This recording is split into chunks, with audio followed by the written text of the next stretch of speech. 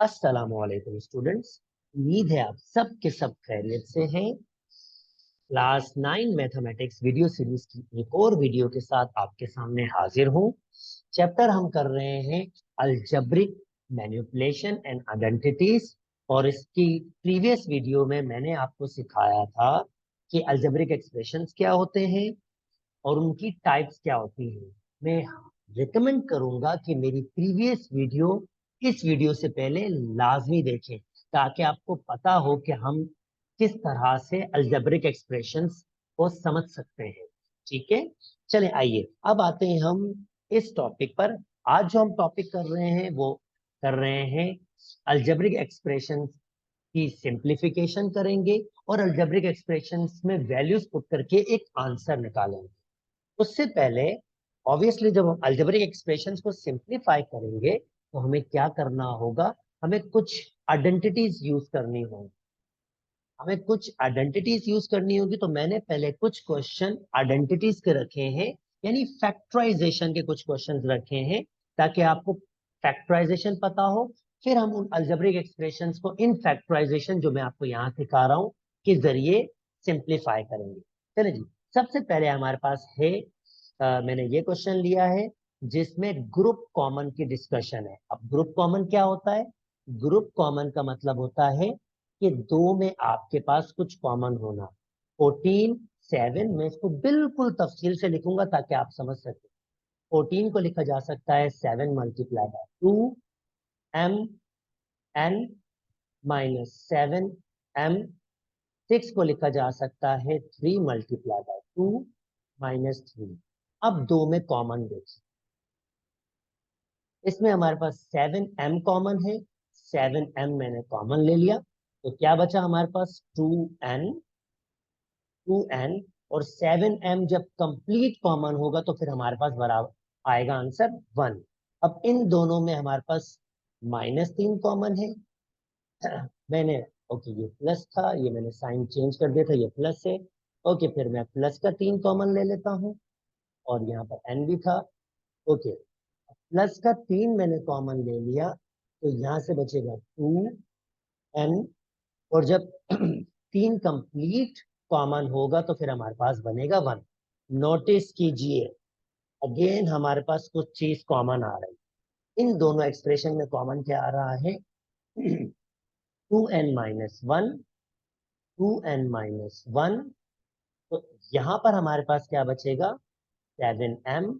और यहां पर क्या बचेगा हमारे पास? 3। और ये हमारे पास आंसर। ठीक है, उम्मीद करते हैं आपको ये फैक्टराइजेशन समझ आ गई होगी। इसी का सिंपल वर्जन भी देखना, अगर ये होता तो डायरेक्ट देखना भी सीखे। 14 7, यानी 7 के टेबल में 14 आता है 2 टाइम्स, तो 7 एक m और m भी कॉमन है तो मैंने m भी कॉमन लिया। यानी आपको जरूरी नहीं कि बार बार ऐसे लिखना होगा, आपको डायरेक्ट भी करना आना चाहिए। तो 7n कॉमन। अब 14 7 के टेबल में कितने टाइम्स जाता है? 2 टाइम्स, तो 2 बचेगा, m चला गया n बचेगा, 7m पूरा चला गया 1 बचेगा। अब 3 के टेबल में 6 आता है 2 टाइम्स, तो दोनों के पास 3 तो कॉमन है, 3 कॉमन ले लिया तो कितने टाइम्स आएगा? 6n, मतलब 2 दफा 2n। और जब पूरा 3 कॉमन होगा तो 1। और फिर यही स्टेप वापस फॉलो करेंगे। तो ये मैंने जो ओपन करके दिखाया था, ये मैंने क्या किया है, ये अगेन मैंने आपके लिए डायरेक्ट भी सिखाया था कि आप डायरेक्ट वाला फॉर्म भी सीख लें। ओके जी, चलें जी, अब यहाँ पर वीडियो को रोक के इस क्वेश्चन को खुद से अटेम्प्ट कीजिएगा। फिर जब क्वेश्चन कर लीजिए तो फिर जो मैं सॉल्यूशन कर रहा हूँ उसको जरूर देखिएगा। तरीका यही अपनाइएगा, वीडियो को रोक के खुद से कोशिश कीजिएगा। उसके बाद वीडियो को वापस चला लीजिएगा और आप देख लीजिएगा सॉल्यूशन क्या है। ओके, 21 ए बी माइनस के 14a प्लस के 3b माइनस 2। अब यहाँ पर आपके पास कॉमन 14 21 7 के टेबल में आते हैं ये दोनों के दोनों, तो 7 कॉमन है और a दोनों में a कॉमन है। तो 7 के टेबल में 21 आता है 3 टाइम्स, खाली b बच गया, a तो कॉमन आ गया हमारे पास। और 14 2 टाइम्स, a तो चला गया। अब यहाँ कुछ भी कॉमन नहीं है। जब कुछ भी कॉमन नहीं हो दोस्तों 1 ले लो। और जब 1 कॉमन आता है तो चीजें एज इट इज लिखी जाती है। ठीक है, 1 से मल्टीप्लाई करेंगे वापस 3b-2 हो जाएगा। ओके, 3b-2 फर्दर कॉमन तो यहाँ से बचेगा आपके पास 7a+1। उम्मीद करता हूँ दोस्तों आपने जो सोल्यूशन किया होगा वो भी आपके पास यही होगा। तो जनाब ये खुद से कीजिएगा, ये खुद से कीजिएगा। उम्मीद करता हूँ कि ये दोनों के दोनों क्वेश्चंस भी आप कर पाएंगे और मुझे कमेंट्स में जरूर शेयर कीजिएगा। मैं देखना चाहूंगा इसका सॉल्यूशन आपका ठीक है या नहीं, ताकि मैं आपको फीडबैक दे सकूं। ओके जी, नेक्स्ट आ जाते हैं 7p² माइनस 43p+6। अब ये कौन सी टाइप है जनाब? चले आइए आपको इसकी भी फैक्टराइजेशन करना सिखाते। इस टाइप का नाम है मिडिल टर्म ब्रेकिंग। अब मिडिल टर्म ब्रेकिंग क्या होता है और इसको हम किस तरह से कर सकते हैं, ये स्टेप सीखिए। स्टेप नंबर 1, आपके पास मिडिल टर्म ब्रेकिंग इस फॉर्म में होगी, ax² प्लस के bx plus c is equal to 0। यानी मिडिल टर्म आपके पास इस फॉर्मेशन की होगी। तो अगर मैं इसको इससे कंपेयर करूं तो इस वक्त a की वैल्यू 7 है, b की वैल्यू 43 है और c की वैल्यू 6 है। स्टेप नंबर 1 होगा a को c से मल्टीप्लाई करना, यानी a को c से आप मल्टीप्लाई कर लें। 7 को मल्टीप्लाई करें 6 से, आंसर जनाब 42 आता है। स्टेप नंबर 2, अब जितने भी 42 के फैक्टर बन सकते हैं, यानी ऐसे दो नंबर ढूंढे जिनको आप मल्टीप्लाई करते हो तो आंसर आपके पास 42 आ जाए। तो ऐसे नंबर, सबसे पहला नंबर मेरा तो ये 41, 42 वन जा 42, दूसरा 6 7 जा 6 6 जा 36, 6 7 जा 42। और कौन सा टेबल है 42 में? आई थिंक 13 का टेबल में भी आपके पास आ जाता है शायद 42। आई थिंक नो, 13 के टेबल में नहीं आता। आई थिंक 14 के टेबल में आ जाता है शायद। यस, 14 के टेबल में आ जाता है। 14 multiply by 3 is equal to 42। I don't think so इसके अलावा भी कोई और फैक्टर है। अब आप बी पर आ जाए, बी वाली वैल्यू पर, और देखें ऐसी कौन सी वैल्यू है इन दो नंबर्स हैं इनमें से जिनको मैं प्लस करूं या माइनस, दोनों कर सकता हूं दोस्तों। प्लस करूं या माइनस करूं, आंसर 43 आ जाए। भाई 6 को 7 में जमा करूंगा 13, और 6 में से 7 में से 6 निकालूंगा 1, नहीं जी ये तो नहीं हो सकता। 14 + 3 17, और 14 - 3 11, ये भी नहीं हो सकता।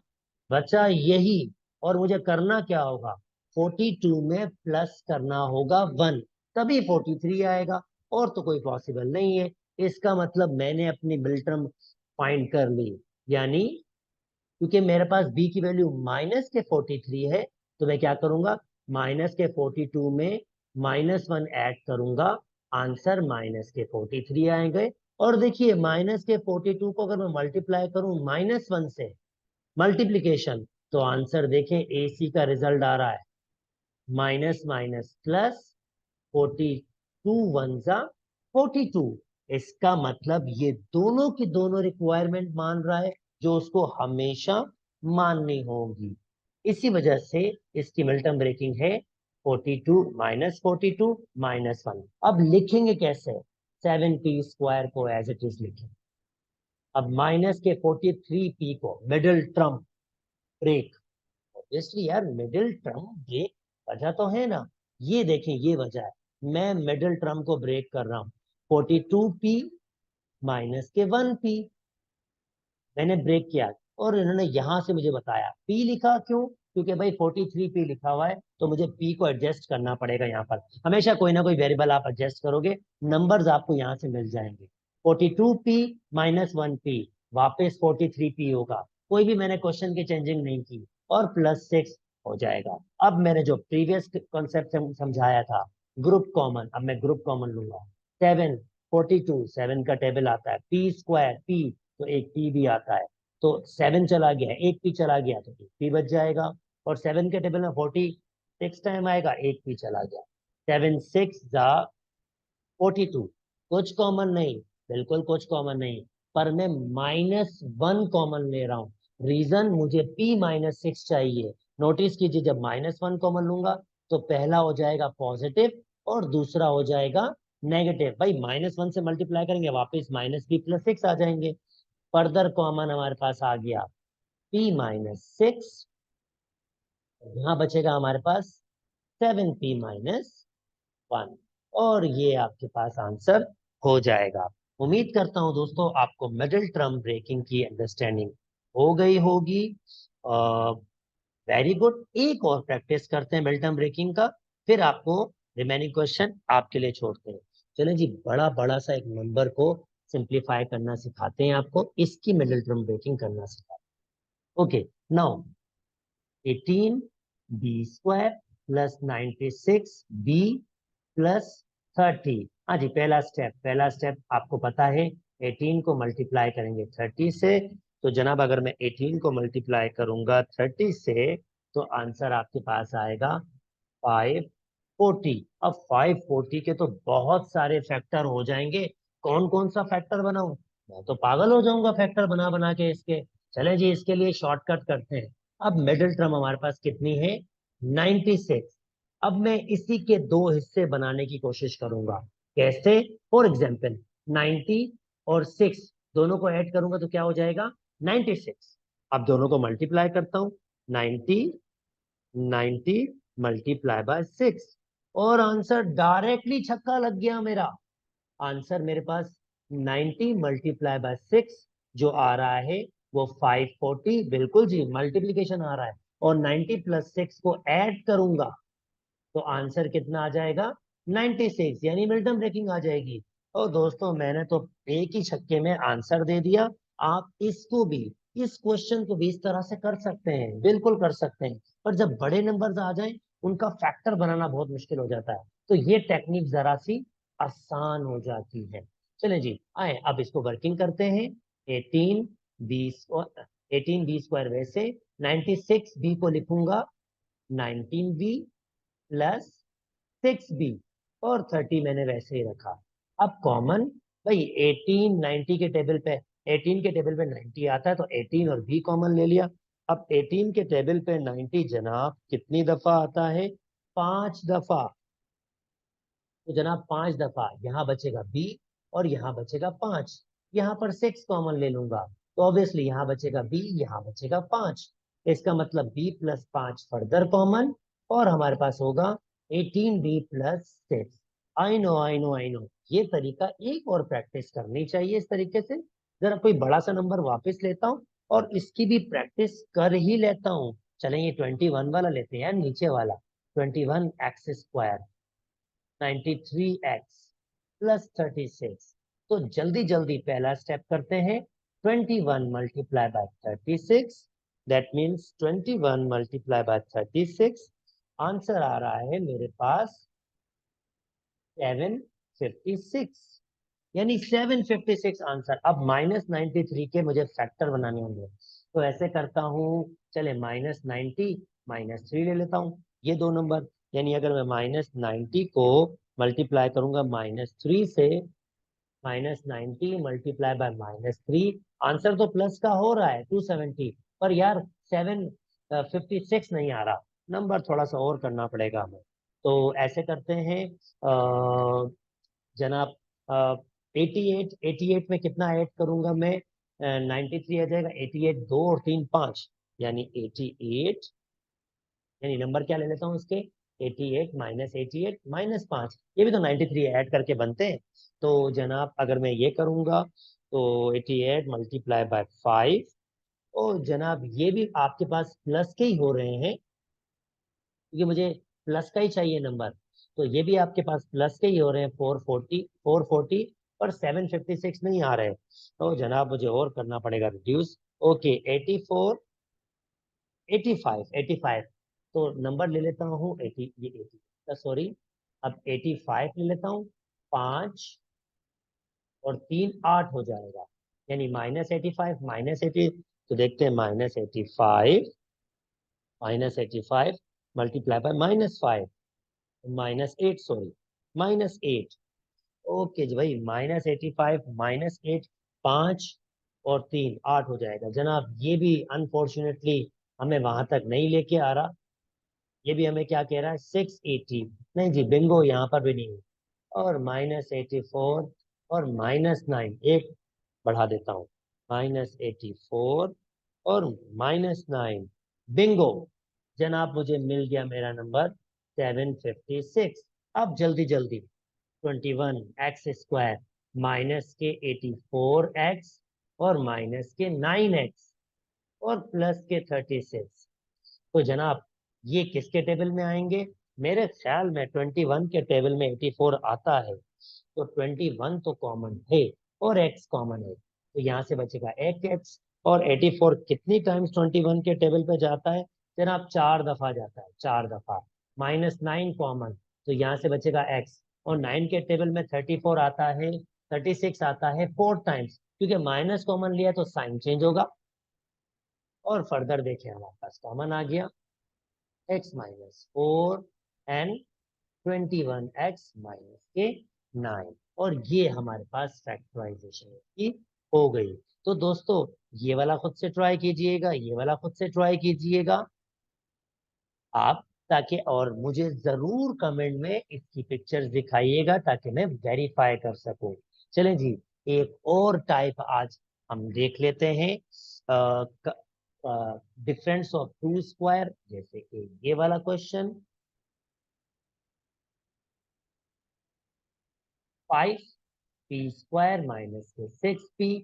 तो जनाब यहाँ पर आपके पास कॉमन है p, बिल्कुल खाली p ही कॉमन है, तो क्या बचेगा 5p-6, ये आपका आंसर हो जाएगा। और एक फॉर्म आपके पास और भी आपको सिखा देते हैं जो यहाँ पर नहीं है, difference of two square, that means a² minus b² वाली, और ये बराबर होता है a+b एंड a-b, यानी ये क्वेश्चन होते हैं a+b एंड a-b।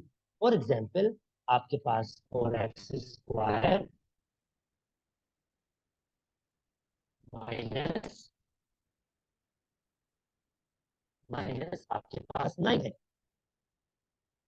तो जनाब इसमें कैसे यूज करेंगे?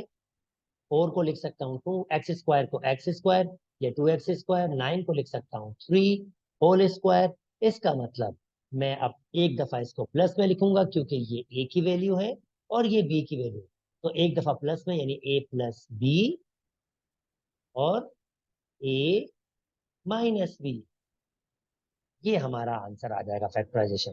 चलो जी एक और क्वेश्चन करते हैं, x/4 होल स्क्वायर -1। जी वीडियो रोक के खुद से ट्राई कीजिए पहले, और फिर वीडियो ओपन करके सोल्यूशन देख लीजिएगा। मैं सोल्यूशन दे रहा हूं, मैं इसको इस तरह से लिखूंगा, a², और 1 पे तो कोई भी पावर दे दो क्या फर्क पड़ता है। इसका मतलब मुझे a और b की वैल्यू मिल गई। a मेरे पास है x/2 + 1, और b मेरे पास है x/2 -1, और ये मेरा आंसर हो जाएगा। उम्मीद करता हूं दोस्तों फैक्टराइजेशन आपको समझ आ गई होगी।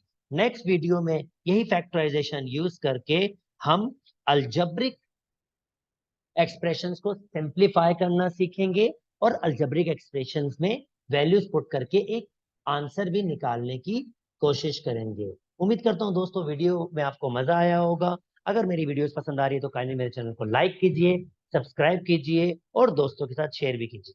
अपना बहुत बहुत बहुत ख्याल रखिएगा। अल्लाह हाफिज।